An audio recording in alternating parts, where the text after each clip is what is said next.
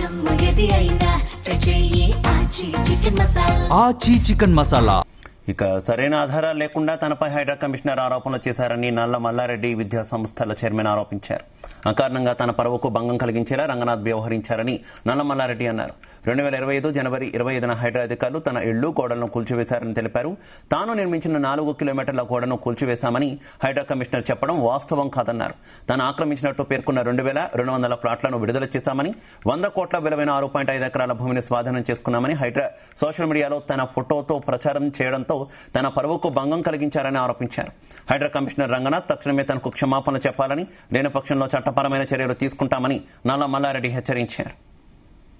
అక్రమంగా ఏ నోటీస్ లేకుండా చట్టం పరిధిలో విచారణ లేకుండా మా గోడలు అన్ని కూలగొట్టి, పట్టాలను గోడలు కొట్టి, పొలాల చుట్టూ కూలగొట్టి, ఆఖరికి Divyanagar plot owners welfare association వాళ్ళు కట్టుకున్న కాంపౌండ్ వాళ్ళను నల్లమల్లాంటి 4 కిలోమీటర్ గోడ కట్టింది అని, నేను కట్టినా అని కట్టి వీళ్ళందరి ప్లాట్లను కబ్జా పెట్టినా అని ఓ దుష్ప్రయోజనం చేసి వాళ్ళ గోడలు కూడా వాళ్ళు 7 కోట్లు పెట్టి కట్టుకున్నారు.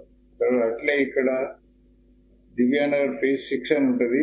అది 26 కష్టపడి దాన్ని హెచ్ఎండిఏ లేఅవుట్ తీసుకొచ్చినాం. ఎప్పుడు 98 అప్లై చేసి 99 దిగు వచ్చిన తర్వాత అసలు ఇక్కడ రాజకీయ ప్రమేయంతో అది రిలీజ్ కాకపోతే 5 రెట్లు వేసి దాన్ని తీసుకొచ్చిన దాని గోడలు, దాని గేట్లు మొత్తం పోయి ఇప్పుడు ఏమైపోయింది, ఓపెన్ చేసేసి అందరు బ్రోకర్లకు, తర్వాత దొంగలకు, రకరకాల అన్ని సమస్యలు క్రియేట్ చేసే వాళ్ళందరికీ బట్ట బయలు చేసిపోయింది.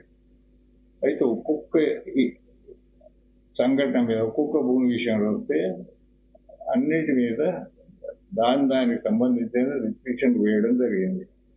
రిస్ట్రిక్షన్లు ఉన్నాయి. దేంట్లో కూడా 8 కాంటెంప్ట్లకు ఈ 20 కేసులలో రిస్ట్రిక్షన్లలో ఒకే ఒక్క దానికి కౌంటర్ వేసాడు. ఇట్లా 1.5 years జరుపుకుంటూ వస్తాను. ఇది అంతా కాకుండా ఏం చేసిండు, మొన్న సోషల్ మీడియాలో నా మీద